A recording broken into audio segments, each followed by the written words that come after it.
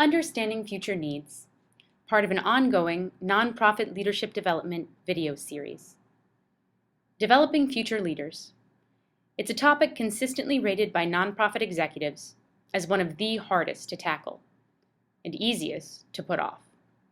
Until, of course, a crisis emerges.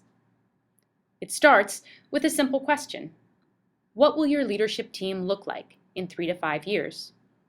Take a minute to imagine your answer.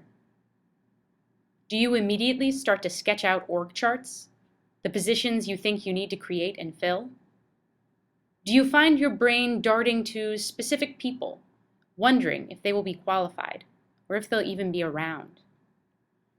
In one of these rare moments executives get to sit down and dedicate time to this question, it's easy to rush into ideas about positions and people. But to do this work well, we've found it is critical to take a step back. In this video, we'll describe a simple but effective process you can use to identify your organization's future leadership needs. The trick is, don't start by asking, how will our leadership team change? Instead, ask, how will our strategy change? How will day-to-day work change to support this new strategy? And what skills, knowledge, and experience will our leaders need to do that work?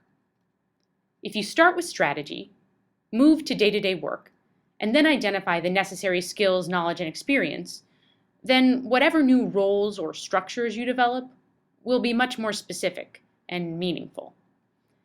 As we walk through this process, we'll use a real example to help bring it to light. Start with strategy. The development of future leaders should always be grounded in your nonprofit's strategy.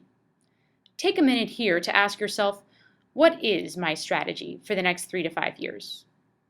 Do you plan to add new programs or sites? Will you be delivering services in new ways? Are you tackling a new strategic initiative?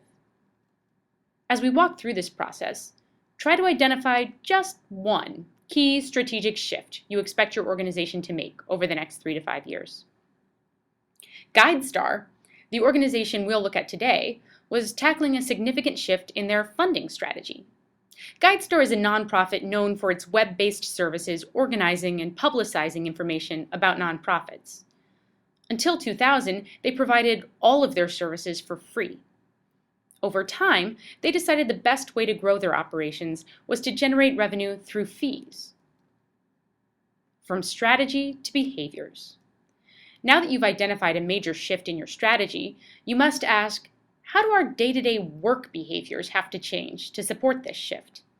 In GuideStar's case, what behaviors are needed to make a fee-for-service financial model work? Well, an obvious behavior shift is that GuideStar would now have to find customers. When you operate with a fee-for-service model instead of via philanthropy, the size of your revenues directly depends on your number of customers. This means GuideStar will have to spend more time actively pursuing customers. Specifically, they'll have to identify potential clients, develop and deliver on a sales strategy, or guide and support sales staff. Thinking of the strategic shift you identified, what might change about the day-to-day work of your organization? What behaviors would your team need to begin demonstrating? From behaviors to skills and experience.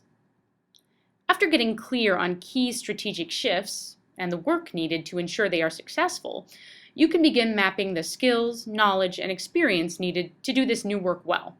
For example, in order to effectively find customers, you need to identify potential clients. So GuideStar needed leaders with knowledge of the market, financial insight, and business acumen. To effectively develop and deliver on a sales strategy, GuideStar needed leaders with strategic level thinking.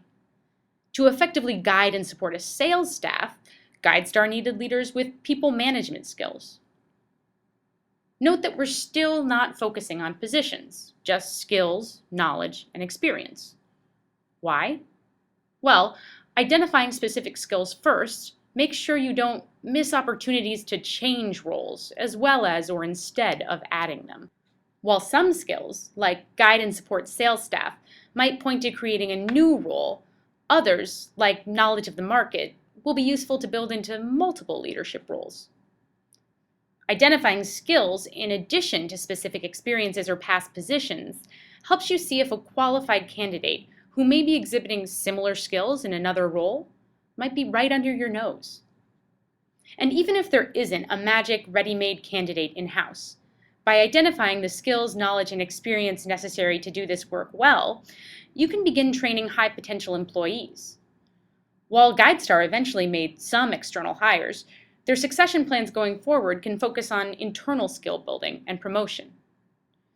As you think about the new day-to-day work your team will need to accomplish as part of its new strategy, what skills are necessary to do that work well? Now that we've walked you through this three-part example, try mapping the new behaviors and skills your organization will need for each of the key strategic shifts you will make in the next 3 to 5 years. After going through this process with your strategic plan in mind, you will likely be in a better place to answer that daunting question: what should your leadership team look like in 3 to 5 years? To learn more about how to use this process to identify potential future leaders and their development needs, visit bridgespan.org and download our Leadership Development Guide for free. This video is part of an ongoing leadership development series. Thanks for watching. Let us know what you think by emailing leadership@bridgespan.org.